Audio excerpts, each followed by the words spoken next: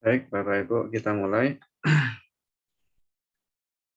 Assalamualaikum warahmatullahi wabarakatuh. Bismillahirrahmanirrahim. Alhamdulillahi rabbil alamin. Wabihi nasta'inu ala umuri dunya waddin. Wassalatu wassalamu ala ashrafil anbiya'i wal mursalin. Sayyidina wa maulana Muhammadin Tahal Amin. Wa ala alihi wa ashabihi at-tayyibin at-tahirin. Rabbi shrah li sadri wa yassir li amri wahlul 'uqdatam min lisani yafqahu qawli. Allahumma la sahla illa ma ja'altahu sahla wa anta ya hayyu ya qayyum taj'alul hazna idza syi'ta sahlan sahla wa khlis niyatan lillahi tabaraka wa ta'ala.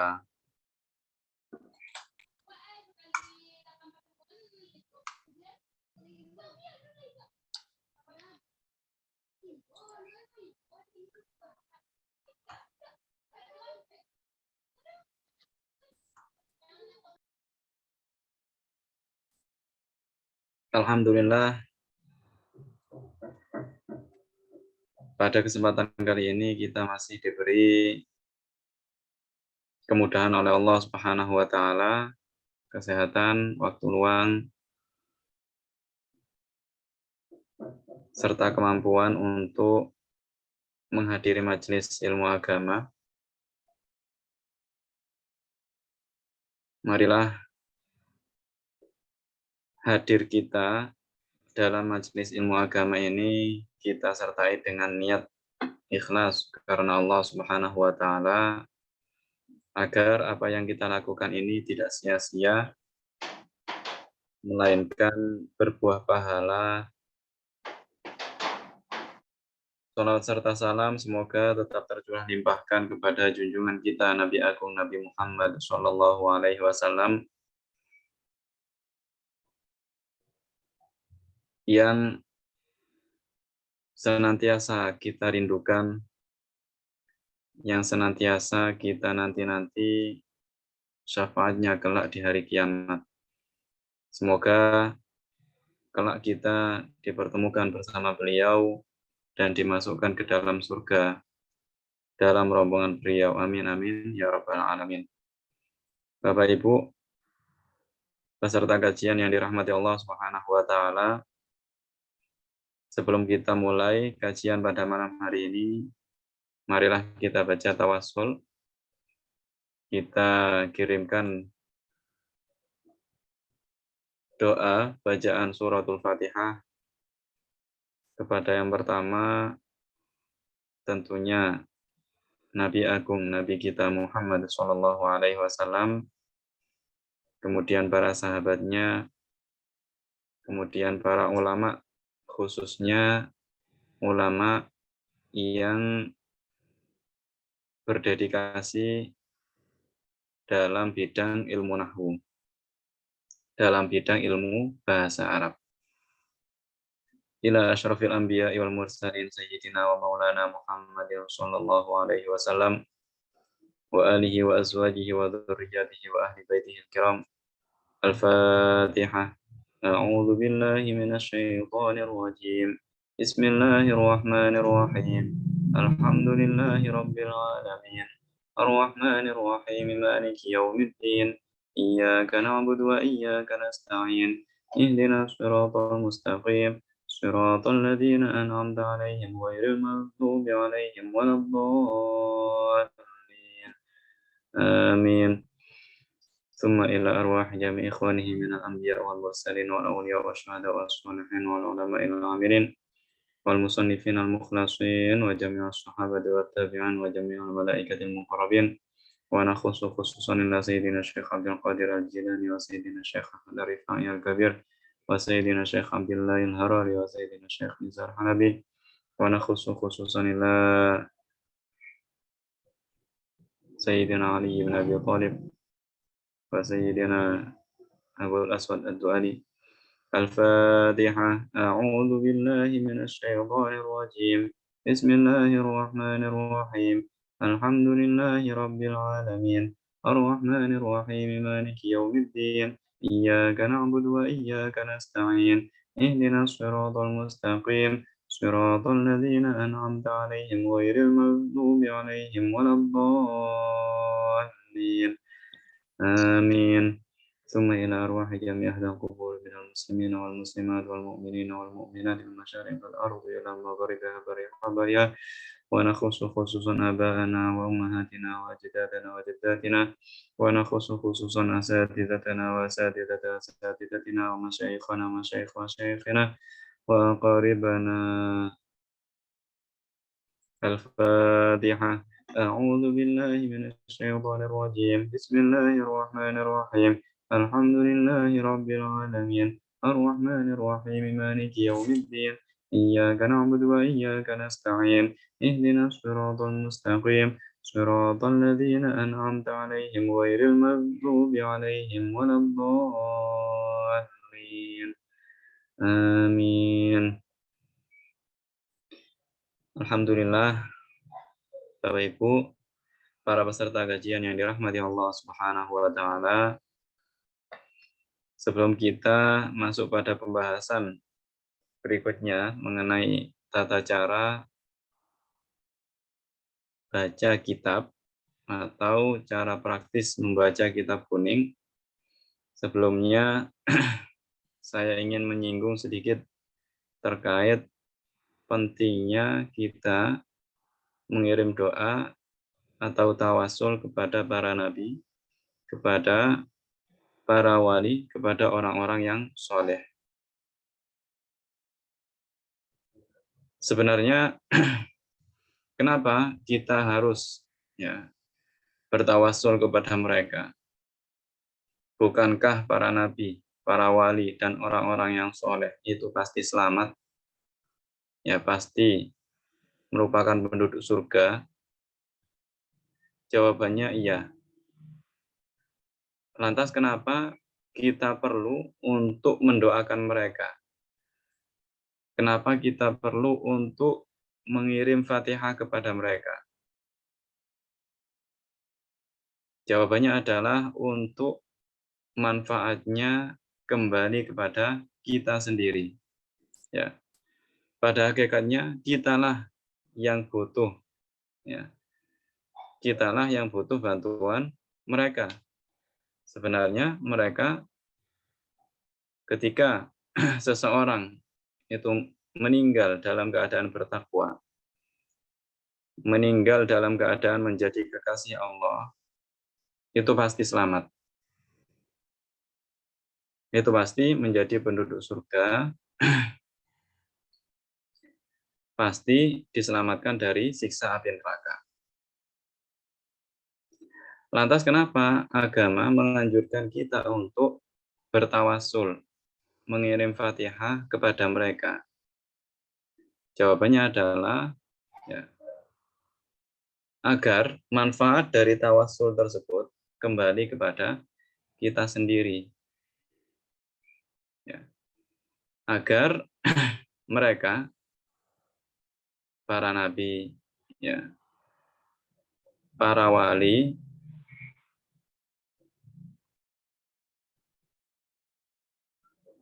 Allah Subhanahu wa taala yang telah mendahului kita, yang telah meninggal dunia, yang telah wafat, itu balik mendoakan kita. Ya, sebenarnya kita yang butuh doa mereka, bukan mereka yang butuh doa kita. Ya. Selain dari tawasul tersebut, kita juga mendapatkan pahala, mendapatkan berkah, apabila kita niatkan karena mencari ridha Allah Subhanahu wa taala. Jadi itulah hakikat tawasul yang sebenarnya. Baik Bapak Ibu yang dirahmati Allah Subhanahu wa taala, pada pertemuan kemarin kita telah membahas pelajaran ketujuh. Pelajaran ketujuh membahas tentang i'rab, rafa, dan nasab.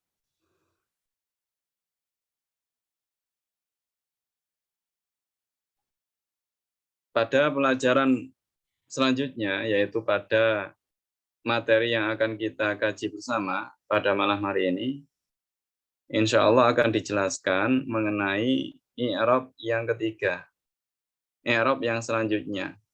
Bukankah ya pada pelajaran kalau tidak salah yang kelima itu telah dijelaskan bahwa i'rab yang bisa masuk pada isim itu ada tiga, i'rab rafa, nasab, dan jar. Nah, pada kesempatan kali ini kita akan bersama-sama membahas mengenai i'rab jar. Baik, sebelumnya silakan Bapak Ibu membuka PDF yang telah di-share di grup masing-masing atau bisa melihat ke layar HP masing-masing.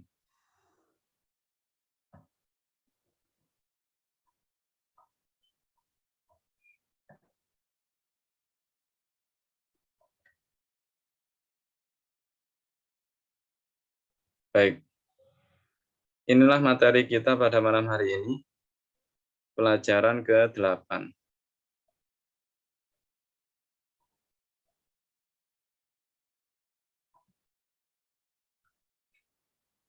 Isim yang dibaca jar, idhofah, dan dzaraf.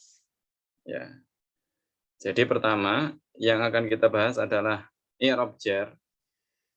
Ya, tanda-tandanya apa saja, kemudian penyebabnya apa saja. Kemudian berikutnya adalah tentang idhofah dan yang terakhir adalah dzaraf. 3 materi ini insya Allah akan kita kaji bersama pada kesempatan kali ini. Baik, langsung saja. Seperti biasa, kita dipertemukan dengan kosakata, ya, yang merupakan salah satu latihan bagi kita, ya, untuk mengasah, ya, melatih kemampuan kita dalam bahasa Arab, ya, melatih seberapa banyak, ya, pengetahuan kita mengenai kosakata bahasa Arab. Yang pertama adalah ka, artinya seperti. Sawabun, pahala. Katsirun, banyak. Muhsinun, orang yang baik. Fiqhun, fikih. Taqsimun, pembagian. Arba'atun, 4.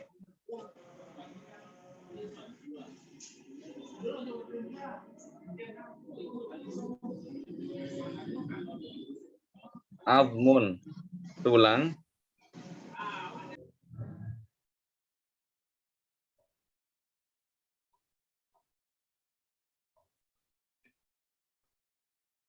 Maitatun, bangkai. Najisun, najis. Naumun, tidur. Imamun, imam. Makmumun, makmum.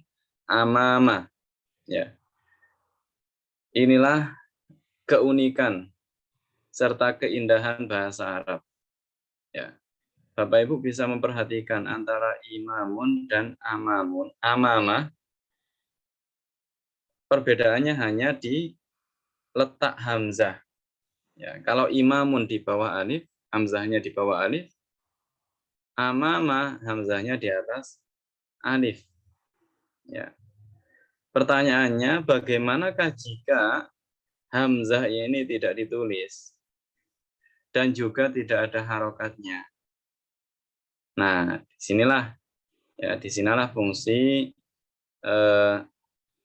pemahaman kita terhadap apa yang kita baca, ya. Karena jelas pemahaman kita terhadap apa yang kita baca itu sangat-sangat menentukan benar dan tidaknya bacaan kita. Namun pemahaman pasti perlu kaidah-kaidah mengenai tata cara bahasa, tata cara membaca kitab, ya. Tidak cukup hanya pemahaman, ya, tapi dia tidak bisa membaca, tidak pernah belajar nahwu shorof. Ya, dari mana akan datang pemahaman tersebut kalau dia tidak tahu, ya, tidak tahu asal usulnya. Baik, amama di depan, ba'da setelah, isya, ghuslun membasuh, dibagun menyamak, rijlun kaki, ka'bun mata kaki, baulun kencing, ghaitun berak, ghurubun terbenam, syamsun matahari, rabbun Tuhan, alimun mengetahui, kul kulun semua atau setiap. Kulun itu bisa bermakna semua. Misal kullut tulab artinya semua murid-murid, dan bisa bermakna setiap. Contoh kullu talibin. Kullu talibin yang artinya setiap murid. Rakaatun rakaat, indah ketika, qiyamun berdiri, maskun mengusap, udhunun telinga. Baik, kaidah yang pertama adalah jika ada isim didahului oleh salah satu huruf jar, ya, jadi ada isim sebelumnya ada huruf jar. Ada isim didahului oleh huruf jar, maka isim itu dibaca jar. Ya. Huruf jar tersebut antara lain min, ila, an, ala, fi, bi, ka, li. Ya. Min artinya dari, ila artinya ke, an artinya dari, ala artinya di atas, fi artinya di, bi artinya dengan, ka artinya seperti, dan li artinya untuk.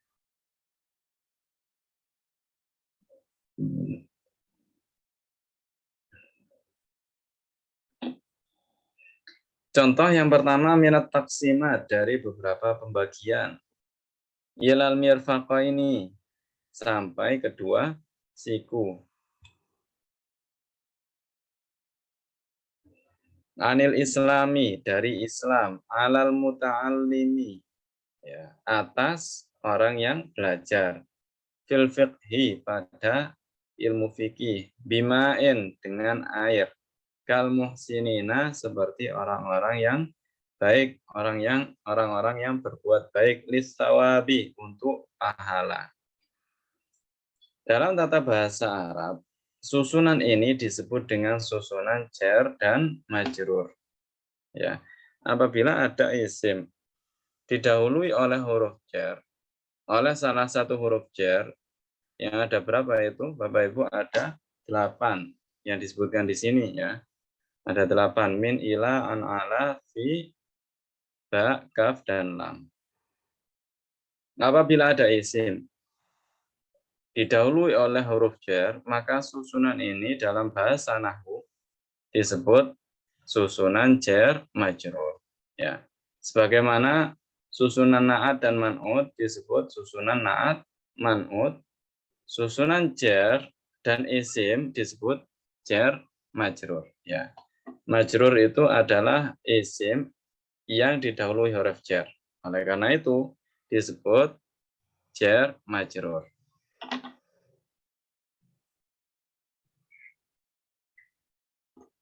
Huruf jar disebut jar dan isim yang didahului oleh huruf jar disebut majrur. Ya.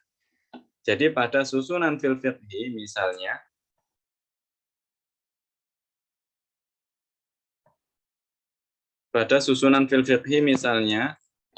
fi adalah jar dan al-fiqhi adalah majrur.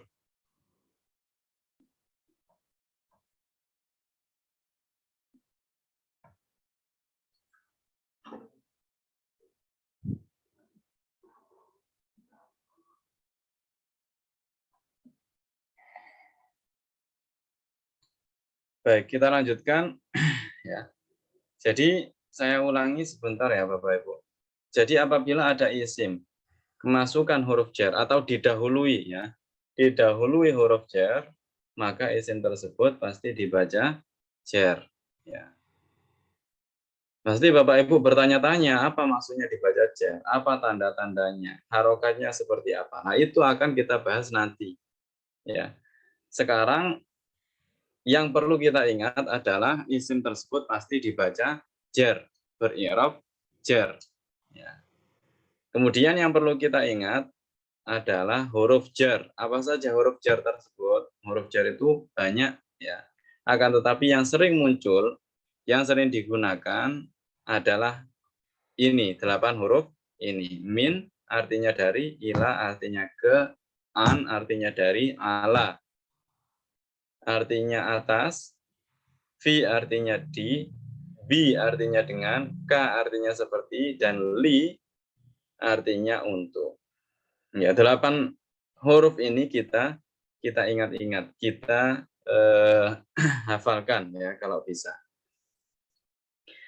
Baik, susunan huruf jar dengan isim yang dibaca jar setelahnya itu disebut susunan jar majrur. Susunan jar majrur ya. Susunan jar majrur.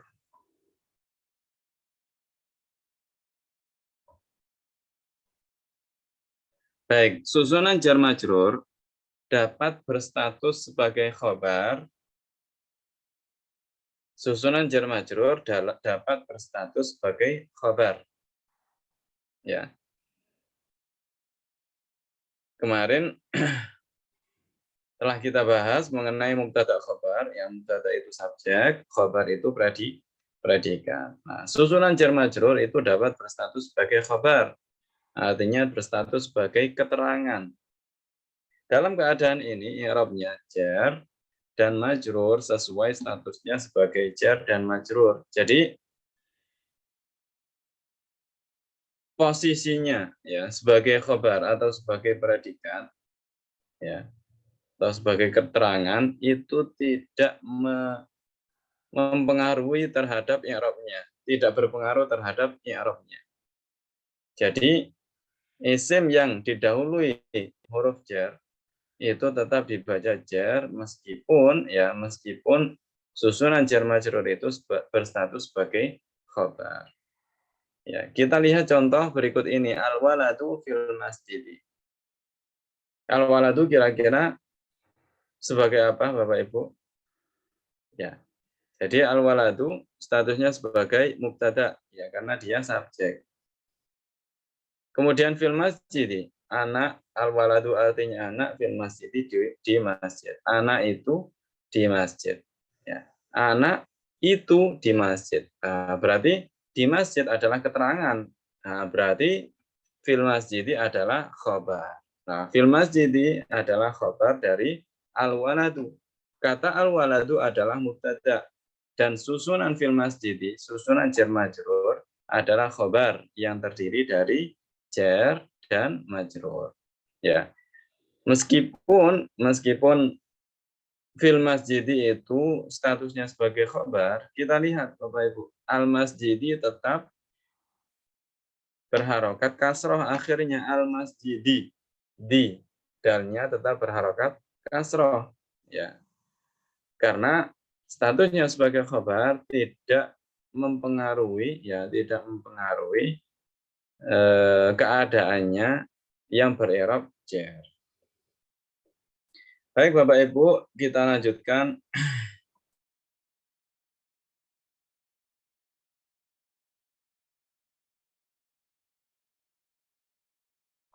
Baik. Berikutnya ya.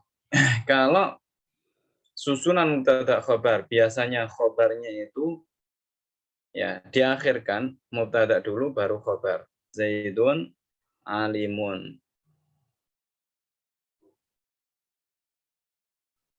Bakrun talibun. Bakar adalah seorang murid. Zaidun alimun. Zaid adalah seorang yang alim. Ya, alimun, talibun, semuanya berstatus sebagai khobar dan diakhirkan. Ya. Kalau biasanya khobar itu diakhirkan, diletakkan setelah mubtada, ya, tidak mendahului mubtada, akan tetapi jatuhnya setelah mubtada, lah Khobar yang terdiri dari jar majrur bisa didahulukan daripada mubtada'nya. Ya. Jadi kesimpulannya, khobar pasti di belakang. Kecuali jika berupa susunan jar dan majrur. Ya. Kecuali jika berupa susunan jar dan majrur, maka bisa didahulukan daripada mubtada'nya. Contoh, fil masjidi waladun. Dari yang awalnya al-waladu fil masjidi menjadi fil masjidi waladun. Ya. Ketika berubah menjadi fil masjidi waladun, maka terjemahannya juga harusnya berubah. Fil masjidi waladun, di masjid ada seorang anak. Susunan kata fil masjidi adalah khobar. Khobar yang didahulukan. Ya. Dan kata waladun adalah mubtada yang diakhirkan daripada khobarnya. Ya. Jadi khobarnya yang didahulukan dan mubtada diakhirkan. Oleh karena itu dalam istilah nahwu disebut mubtada muakhar dan khobar muqaddam. Ya. Mubtada muakhar dan khobar muqaddam itu istilah dalam ilmu nahwu. Ya. Istilah dalam ilmu nahwu. Ya. Namun yang perlu kita ingat sekarang adalah apabila khobarnya berupa jar majrur, maka bisa didahulukan daripada mubtada'nya. Sehingga mubtada'nya disebutkan di akhir setelah khobar. Baik, berikutnya selain didahului oleh huruf jar, isim yang dibaca jar. Isim bisa dibaca jar apabila isim itu dalam sebuah gabungan makna yang biasa disebut idhofah. Ya. Jadi isim itu bisa dibaca jar apabila masuk dalam sebuah gabungan makna yang biasa disebut idhofah. Ya. Mudahnya adalah isim dibaca jar apabila dia menjadi mudhof ilaih. Apabila dia menjadi mudhof ilaih, maka otomatis dia dibaca jar. Itu pasti.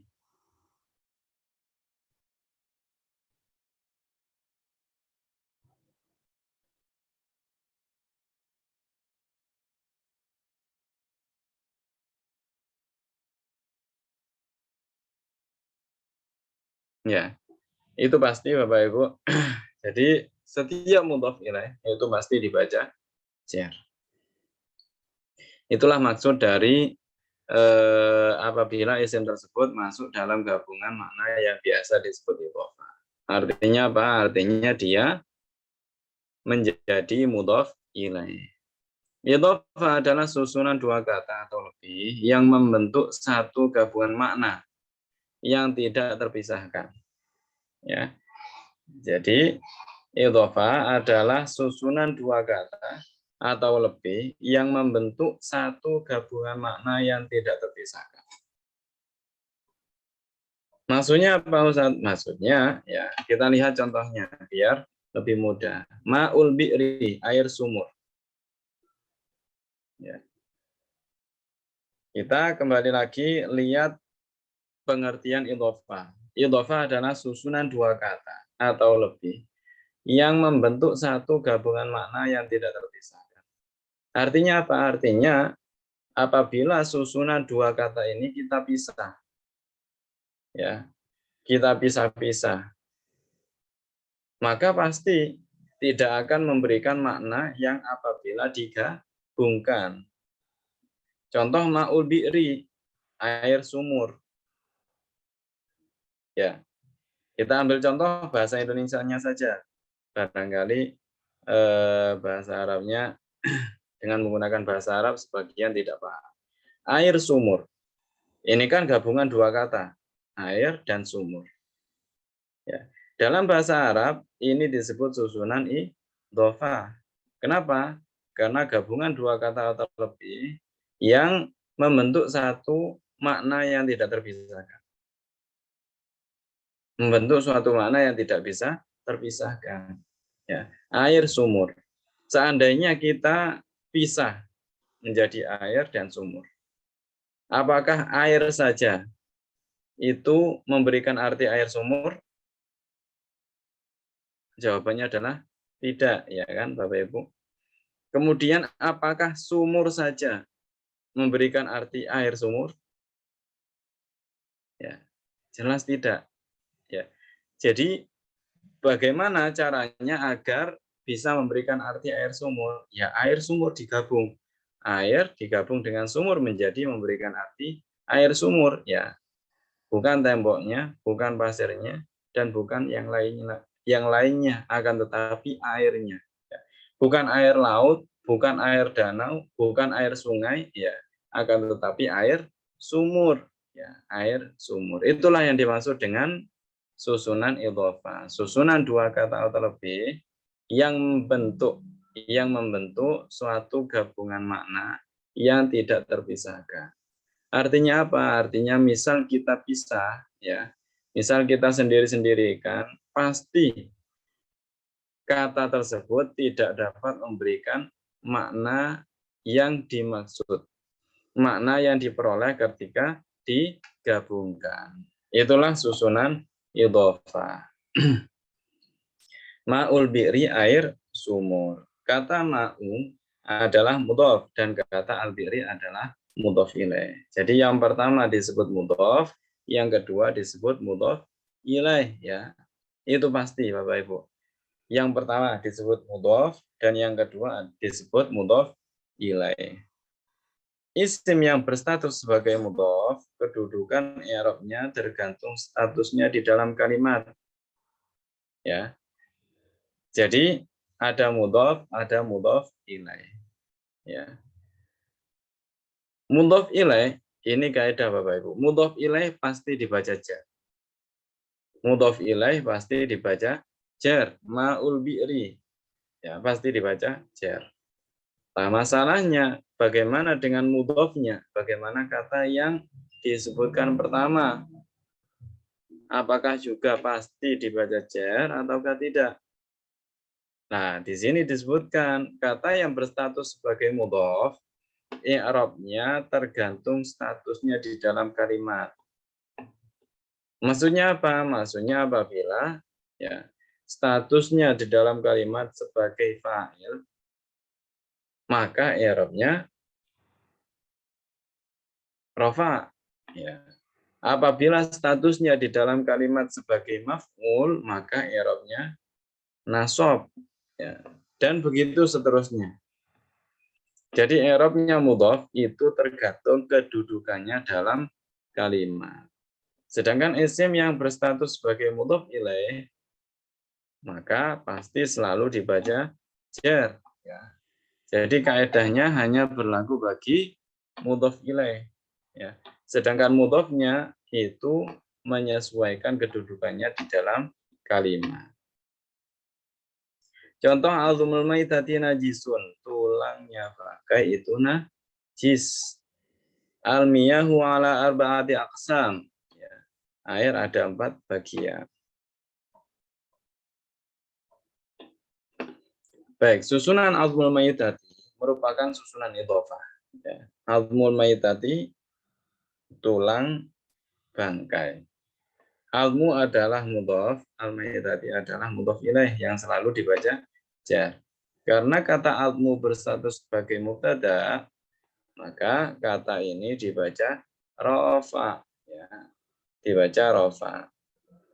Lain halnya dengan susunan arba'atu aqsam yang juga merupakan susunan idhofah, kata arba'ati mudhof dan kata aqsamin mudhof ilaih.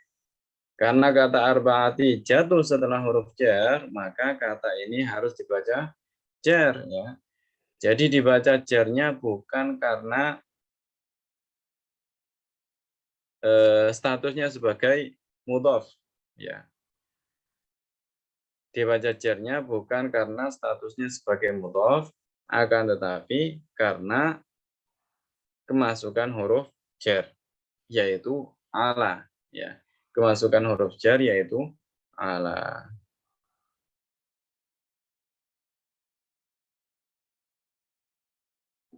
Baik, kata yang berstatus sebagai mudhof. Ya, ini catatan yang perlu selalu kita ingat. Kata yang berstatus sebagai mudhof tidak ada tanwinnya, ya. Tidak boleh ditanwin dan tidak ada kata sandang alnya. Tidak boleh ditanwin, tidak boleh dikasih kata sandang alif lam, ya. Tidak boleh ada alif lamnya. Kita lihat ya, azmul maitati, azmu al maitati, ya. Tidak ada alnya dan tidak bertanwin. Ya itulah mudhof, ya itulah mudhof. Ada mudhof ilaih, maka ya boleh kemasukan al, ya boleh kemasukan al sebagaimana pada contoh almul maitati, ada alnya al maitati, ya sedangkan almunya tidak ada alnya.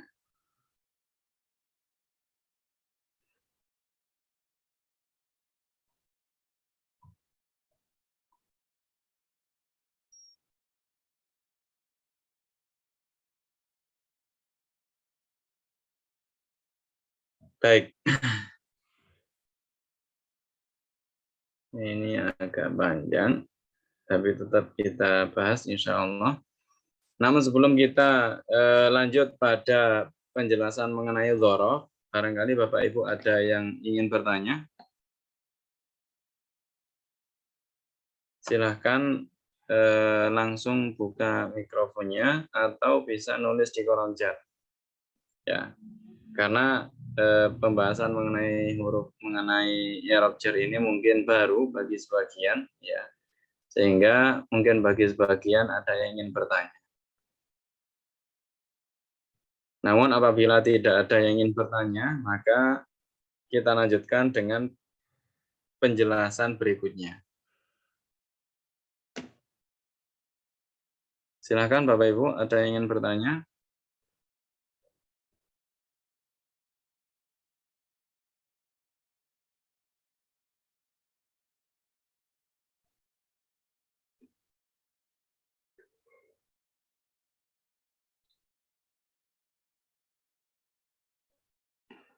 Baik, kalau begitu kita lanjutkan dengan kaidah berikutnya. Kaidah berikutnya adalah ada susunan idhofah. Ya. Ada susunan idhofah yang hampir serupa dengan susunan jar majrur. Ya. Susunan idhofah ini hampir serupa dengan susunan jar majrur, yaitu susunan dzaraf. Ya. Yaitu dzaraf. Dzaraf ya, ada dua, dzaraf zaman dan dzaraf makan. Ya. Dari namanya saja, dari istilahnya saja, ya bisa bisa kita tebak bahwa dzaraf zaman itu kaitannya dengan waktu dan dzaraf makan itu kaitannya dengan tempat. Ya.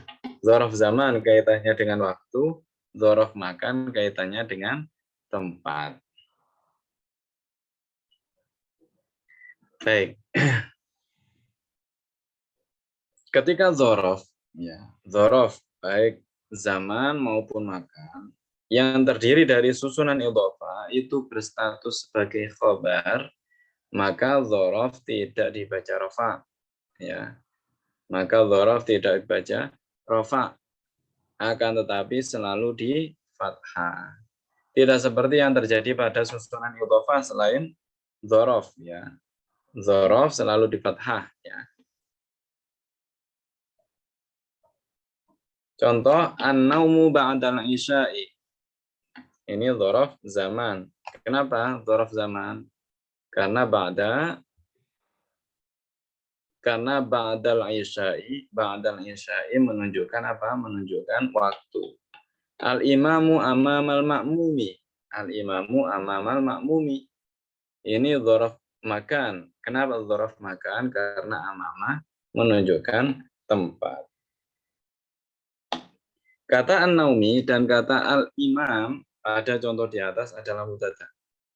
Kata an-naumu dan kata al-imam ya menjadi mubtada, statusnya sebagai mubtada. Dan susunan kata ba'dal isya Dan amamal imami adalah dzaraf yang terdiri dari susunan idhofah, ya, yang terdiri dari susunan idhofah. Ya. Susunan idhofah ini berstatus sebagai khabar. Ya. Susunan idhofah ini berstatus sebagai khabar. Ya. Jadi susunan dzaraf, ya, itu susunan idhofah. Ya. Artinya dzarafnya menjadi mudhaf dan kata setelahnya menjadi mudhaf ilaih.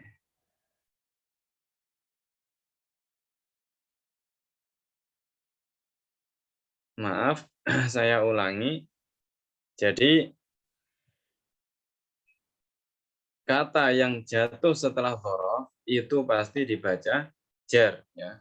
Kata yang jatuh setelah dzaraf itu pasti dibaca jar. Namun istilahnya dalam ilmu nahwu disebut madzruf, dzaraf, madzruf, jar, majrur, naat, man'ut, ya. Jadi itulah istilah-istilah yang harus kita ingat. Dzaraf yang menjadi khabar juga bisa didahulukan. Ya, ketika kita tadi membahas, ya,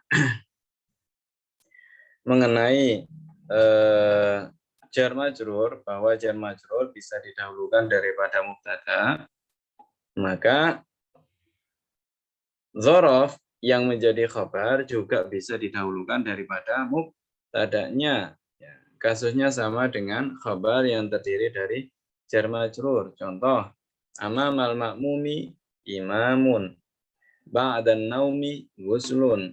Amamal ma'mumi di depan imam, di depan imam, di depan makmum, imamun, ada imam. Ya, jadi yang menjadi subjek atau mubtada di sini adalah imamun, ya. Sedangkan keterangannya adalah amamal makmumi. Keterangannya adalah amamal makmumi. Kemudian ba'dal isya'i ba'dan naumi ghuslun. Setelah tidur mandi, ya. Kira-kira mana yang menjadi khabar dan mana yang menjadi mubtada? Ya. Ya, jadi khabarnya adalah ba'dan naumi, mubtadanya adalah ghuslun. Baik, susunan kata ba'dan naumi adalah khabar yang didahulukan daripada mubtadanya, ya. Ba'dan naumi statusnya sebagai khabar yang didahulukan daripada mubtadanya dan terdiri dari susunan idhofah dan dzaraf. Susunan idhofah dari dzaraf. Dan kata guslun adalah mubtada yang diakhirkan daripada khabarnya, ya. In ba'dan naumi guslun, amamal ma'mumi imamun, ya. Amamal ma'mumi khabar, imamun mubtada, ba'dan naumi khabar, guslun mubtada, ya. Baik, berikutnya adalah latihan-latihan, ya. Sepertinya tidak cukup waktunya untuk membahas mengenai latihan, ya. Kita cukupkan sampai di sini. Insya Allah pada pertemuan berikutnya kita akan bahas, ya, latihannya. Kita bahas bersama-sama, kita jawab, kita koreksi bersama-sama, ya. Latihannya pada pertemuan minggu depan, insya Allah. Semoga kita masih dipertemukan oleh Allah Subhanahu wa taala dalam keadaan sehat, dalam keadaan, ya, dalam keadaan ya, sehat walafiat. Baik, Bapak Ibu, sebelum kita tutup, sebelum kita akhiri, barangkali ada yang ingin bertanya, ya. Barangkali ada yang ingin bertanya mengenai materi kita yang saya jelaskan tadi. Saya persilahkan untuk menyampaikan, bisa lewat chat atau bisa membuka mikrofonnya masing-masing.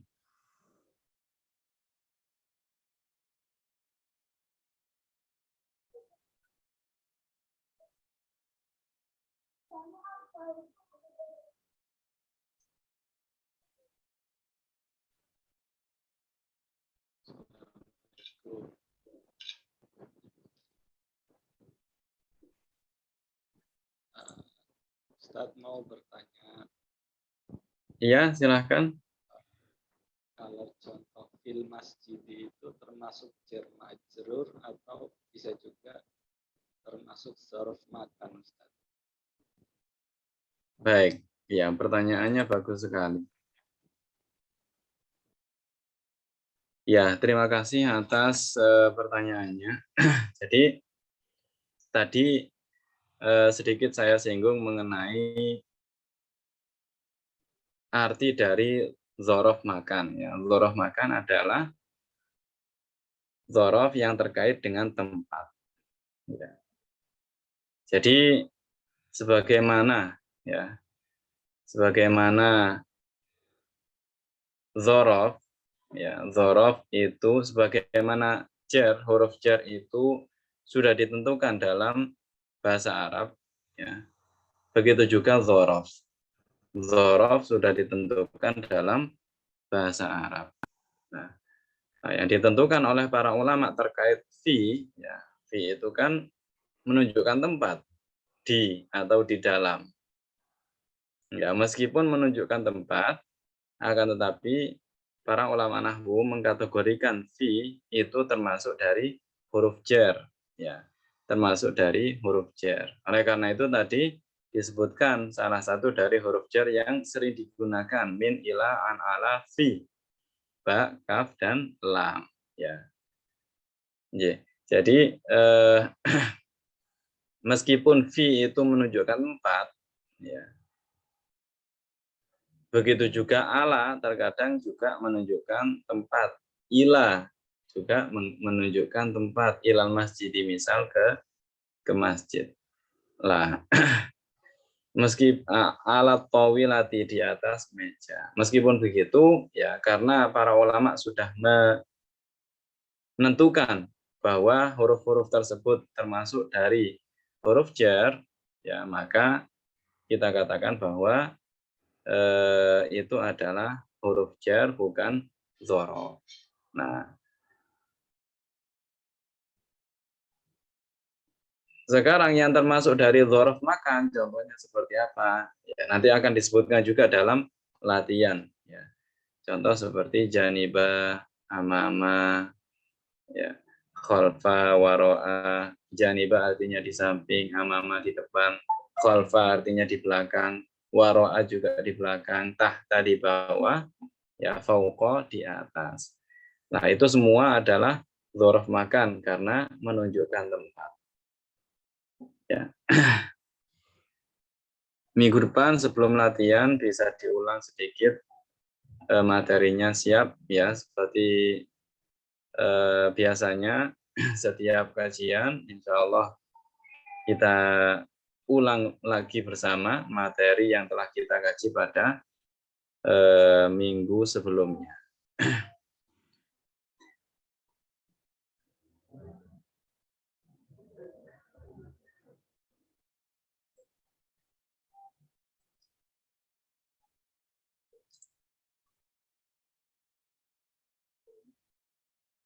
Baik, apakah bisa terjadi rangkaian dua buah isim mubtada khabar dan mudhof ilaih dalam satu kalimat? Ya, maksudnya ini apakah mubtada khabar itu bisa juga berupa mudhof dan mudhof ilaih? Jawabannya adalah bisa. Ya, jawabannya adalah sangat bisa. Ya.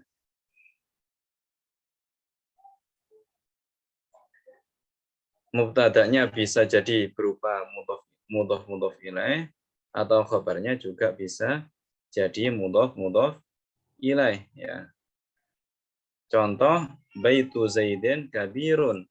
baitu Zaidin kabirun, rumahnya Zaid besar. Baitu Zaidin mubtada dan berupa mudhof ilaih, susunan mudhof ilaih. Baitu mudhofnya, Zaidin mudhof ilaihnya. Ya, jadi seperti itu.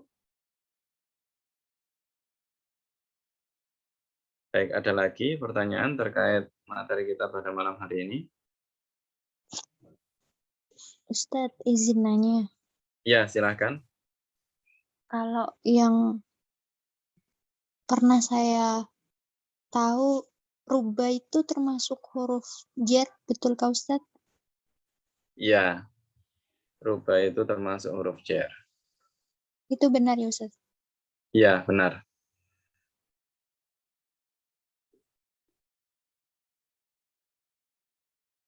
Ada lagi? Terima kasih Ustadz. Ya, sama-sama. Kan tetapi tidak